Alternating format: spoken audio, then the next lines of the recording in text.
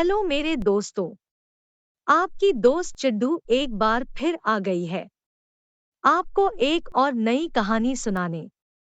तो चलिए जल्दी से शुरू करते हैं। एक छोटे से शहर में एक साधु महाराज आए। बहुत से दुखी लोग उनके पास उनका आशीर्वाद लेने आते थे। लीला उनमें से एक थी। उसे साधु महाराज से कहा, मैं बहुत गरीब हूँ, मेरे ऊपर बहुत कर्ज है और बस इतना समझ लो कि अब मेरा जीवन डूबने वाला है। मैं चाहती हूँ कि आपकी कुछ कृपा मुझ पर बनी रहे। साधु को लीला पर दया आ गई। उसने एक चमकीला नीला पत्थर देते हुए कहा, यह बहुत कीमती पत्थर है। बाजार में अच्छे दामों पर बेचकर अपना सारा कर्ज उतार दे और जो पैसा बचता है उससे खुशी खुशी जीवन यापन करें।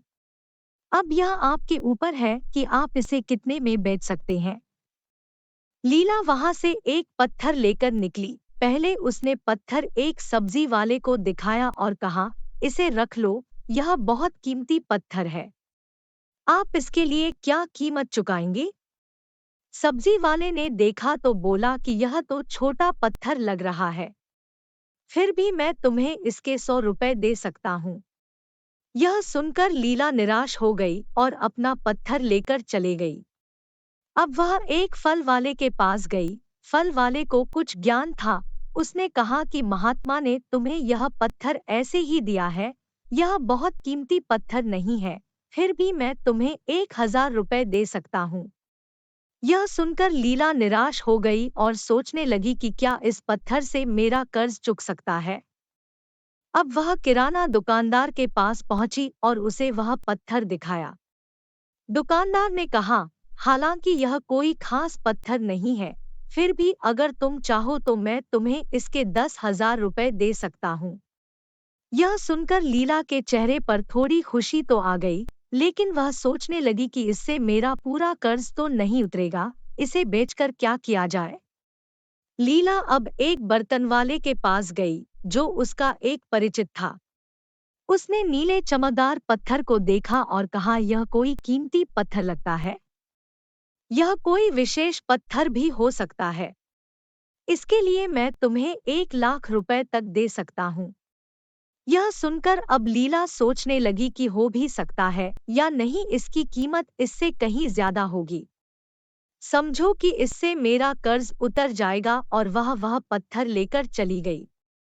इस बार लीला ने एक सुनार के पास जाकर उस पत्थर को दिखाया तो सुनार ने कहा, यह तो बहुत कीमती लग रहा है।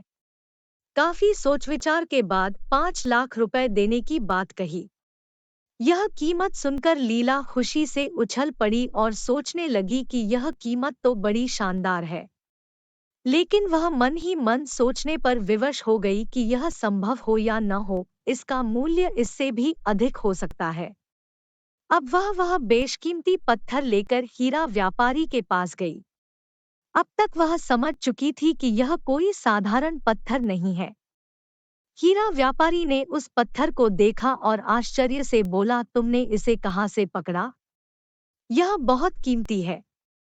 व्यापारी के चेहरे पर भाव देखकर लीला समझ गई कि अब वह पत्थर लेकर सही जगह पर आ गया है। हीरा व्यापारी ने पत्थर को अपने माथे से लगाकर पूछा, बताओ कितने रुपए का है? लीला ने यह सुनकर कहा, तुम इसके कितने दाम दोगे? व्यापारी ने कहा, 10,00,000 रुपए। लीला अब तक पत्थर की कीमत समझ चुकी थी, बोली, 10 नहीं, मैं 20,00,000 लूंगी, बोलो राजी हो? फिर कुछ बातचीत के बाद आखिरकार वह पत्थर 15,00,000 में बिक गया। लीला बहुत खुश हुई और सब पैसा लेकर अपनी माँ के पास जाकर सब बताया। उसकी माँ ने बोला, बेटी, हम लोगों को साधु महाराज का धन्यवाद करना चाहिए। माँ और बेटी दोनों साधु महाराज के पास गईं और उन्हें पूरी बात बताई। साधु महाराज मुस्कुराने लगे।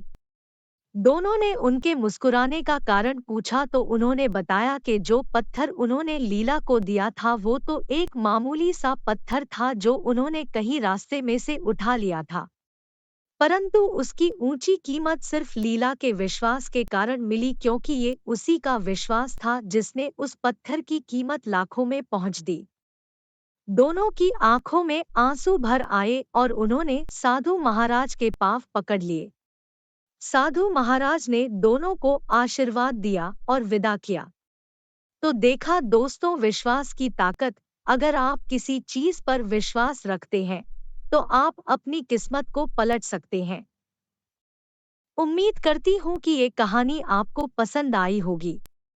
फिर मिलूंगी एक और नई कहानी के साथ। तब तक के लिए बाय बाय। ऐसी ही और मजेदार और अच्छी अच्छी कहानियां सुनने के लिए आप मेरा चैनल सब्सक्राइब कर सकते हैं।